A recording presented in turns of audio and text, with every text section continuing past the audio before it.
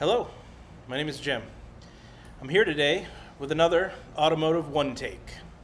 No AI, no editing, just valuable information about car shopping and the car business.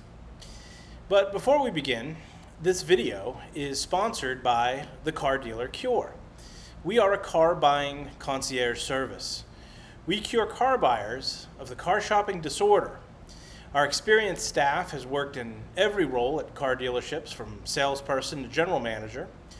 We handle every aspect of the car buying experience for you, from locating your perfect vehicle to negotiating the best price on the car, on your trade-in, on the interest rate, on any warranty extras. And then we arrange for a remote signing for you so that you can avoid the dealership pressure cooker. Most of our clients save far more time and money than our service costs. Tired of car dealerships? Allow us to cure you of your car buying headache. Contact us today for a free discovery call. Okay, so what is gap coverage and how does it work? Well, GAP stands for Guaranteed Asset Protection.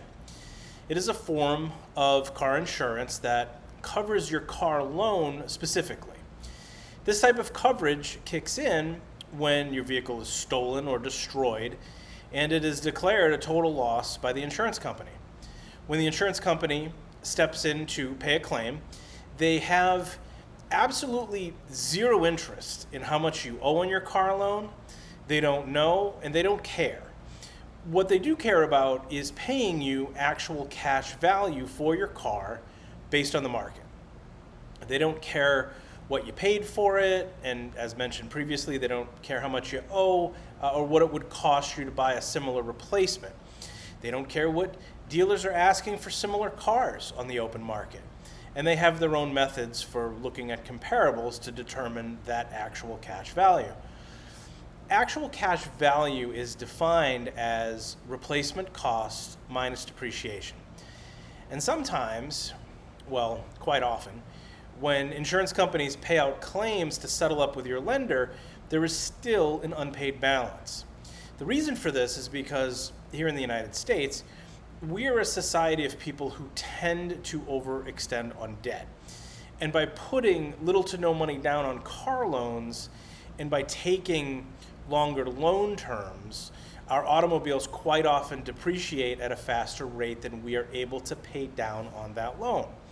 And this results in what's known as negative equity, owing more on an item than what it is currently worth. So here's how GAP works. Suppose you have a 3-year-old full-size truck, and let's say you owe $52,000 on it.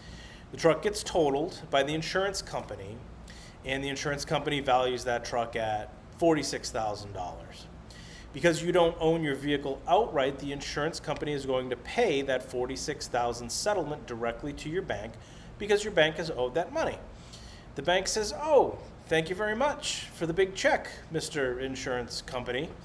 And then your bank is going to look at you, the person who originated the loan with them, and they're going to say, "We'd like our $6,000, please. No rush, immediately is fine. Will you be paying by cash or check?" And many folks won't be able to raise that kind of cash difference right on the spot. And that's where GAP comes in. The GAP coverage will step in and pay the difference on your behalf so you won't have to. In a situation where you don't have GAP, your lender will still want all of their money pretty quickly. Some are known to allow you to arrange a payment program with them. Don't count on it.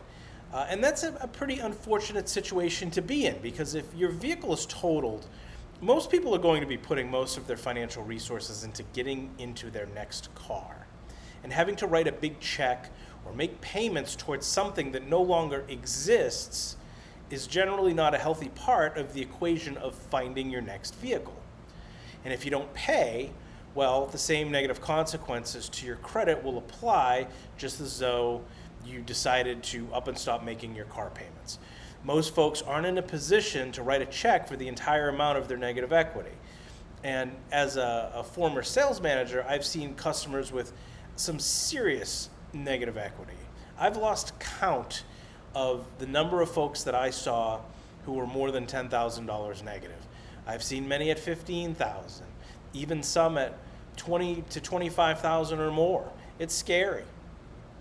Gap acts as a hedge, and the amount extra that you pay for Gap in the finance office will often pale in comparison to the bill that you could get stuck with by your lender if you're in a negative equity situation and your vehicle gets totaled and you don't have Gap.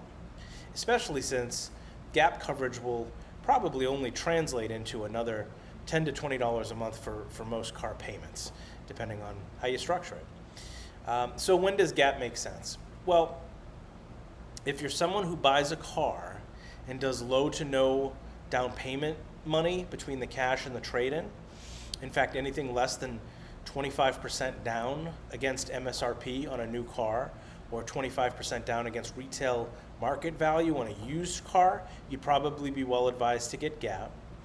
If you're someone who takes longer term loans, anything greater than 60 months, it's probably a good idea to get Gap. The reason for this is because longer term loans tend to build equity much more slowly than shorter term loans. If you drive a car that's known for fast depreciation, I don't need to put any brands on blast here, but electric vehicles and many high-end luxury brands are some of the biggest offenders of fast depreciation.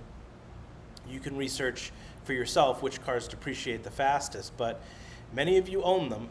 They're parked in many of the driveways in my neighborhood, and I see people driving them all over town and all over my state. If you're rolling over negative equity from a trade-in and you're not putting down a sufficient amount of money that puts you into a positive equity situation between the previous trade-in and the new car that you're buying. Remember, our rule of thumb is that we want to finance less than 75% of new car MSRP or 75% of a used car's retail book value. That's 25% down of the car's MSRP or retail value.